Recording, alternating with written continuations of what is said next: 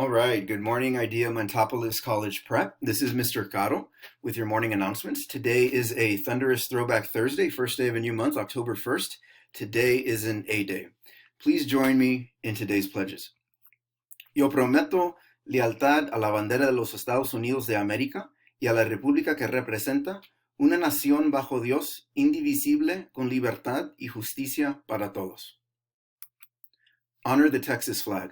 I pledge allegiance to thee, Texas, one state under God, one and indivisible. Now please remain standing for a moment of silence. All right, thank y'all. Let's move on to our birthdays. Happy birthday to those of us that have a birthday on October 1st.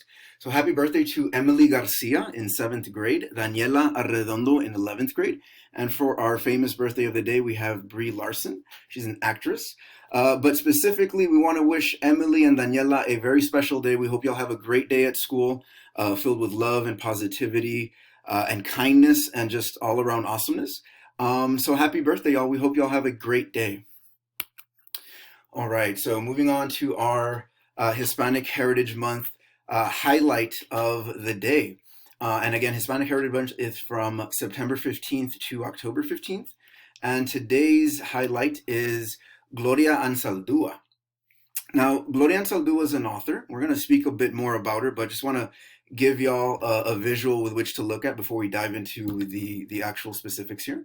So this is Gloria Anzaldúa.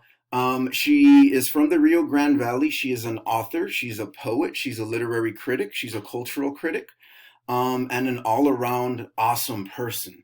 And Gloria Anzaldúa is from the Rio Grande Valley, like I am, like many of your teachers are. Many of y'all are familiar with the Rio Grande Valley as well. She's from there. This photo on the left right here is from when she was at university, then known as Pan American University, today known as UTRGV, a medical school. And this is a picture of her on the right later in life. Unfortunately, Miss Anzaldúa is not here with us any longer. She passed away in 2004, but her legacy lives with us through her work and her writing.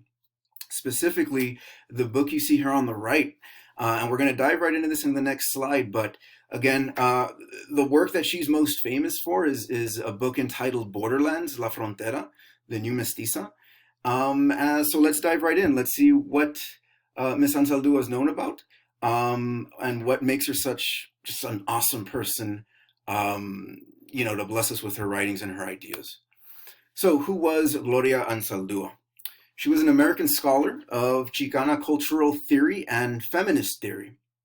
And a lot of her work examined the Chicano and Latinx experience through different lenses, right? Different points of view, we can say, regarding gender, identity, race, and colonialism.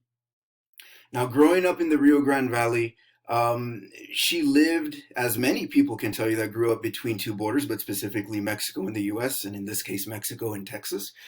That it's like living in between two worlds. And this is what Borderlands La Frontera was about.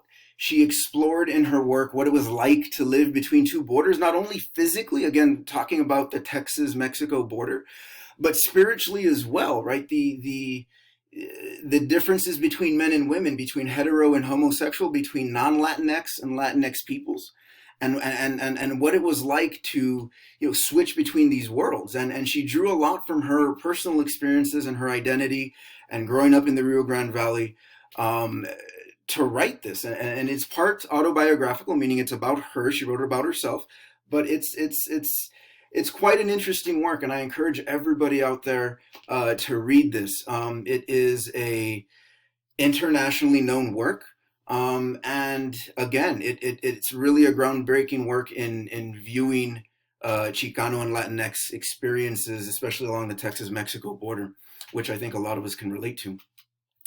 Lastly there, y'all, I have the word Nepantla, right? Call that our vocabulary word.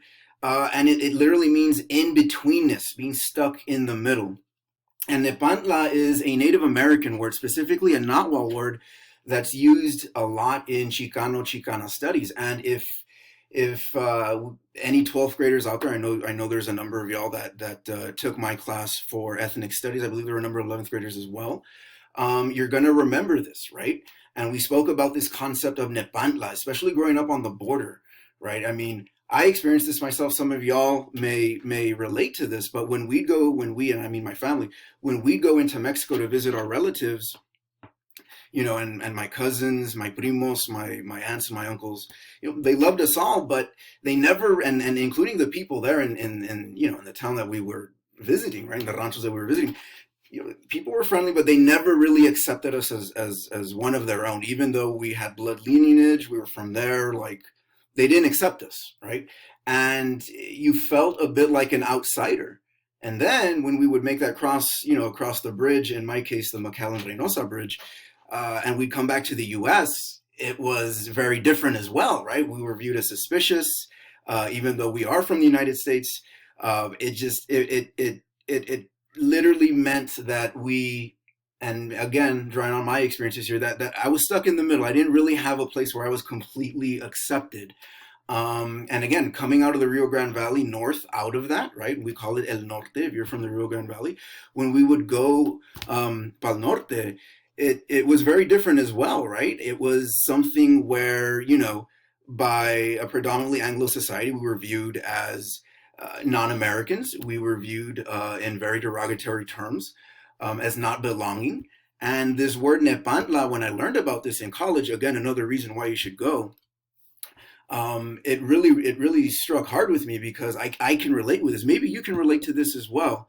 You don't really feel completely at home here in the U.S., and yet when you go and visit friends and relatives in Mexico, you don't feel at home there either. And that's what we mean by Nepantla. And again, for those of y'all that took my ethnic studies class, we spoke about concepts of Aztlan, our ancestral homeland, if we identify as Chicana Chicano, right? This land in the middle, neither Mexico or the U.S.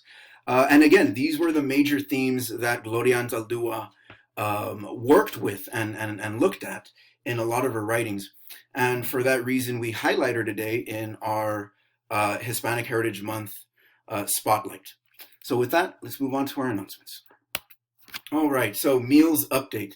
Again, Monday through Friday, 10:30 to 12:30. Go ahead and pause that if y'all need to take an extra look. Bus routes, let's go ahead and pause that there as well, but you'll be reaching out to Miss Reed. And here are specific bus routes throughout the city and the surrounding area. Let's go ahead and pause that if need be as well. Same there. Here's our schedule for 6th and 7th grade.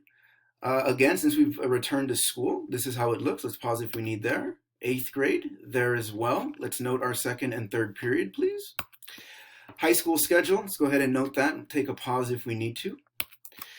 Grades for quarter 1, again, your grades count this quarter. They obviously do. They always do. They always have. And grades are due by October 7th. Please pause this to take a good look at it, but I'll review this. Look, your GPA counts for college applications. This is a huge deal. It really is. No more games. We got to get down to business. And, here's what to do if you're failing, if you have grades that are well below your potential, which again, if you're failing, that's obviously below your potential for every single person hearing this. You got a number of steps there. Please complete those steps. We want to help you. We love you. We care about you. But again, you have to advocate for yourselves. You have to advocate for yourselves. Attendance. Obviously, attendance is very important. You cannot get credit if you miss too many days. This is not our doing. This is Texas law. And again, we have the law quoted there. You cannot miss more than 18 days of school. ACT October 6th, 11th and 12th graders in person only. Again, let's pause that if we need to take a look. All right. Our Montopolis High School esports team. Let's go ahead and take a look there. Let's pause that if need be. Okay. All right, so for students on campus, just want to go through some reminders here really quick. Masks must be worn at all times, and that includes covering your nose, y'all. We've been seeing too much of that. It has to cover your mouth and your nose completely. We understand it's not ideal or comfortable, but we all have to do it in the name of safety, all of us. Your teachers, your principals, everybody. So with breakfast and lunch being the only exceptions, again, being within that guard on our desks. Maintain 6 feet of social distancing at all times, please.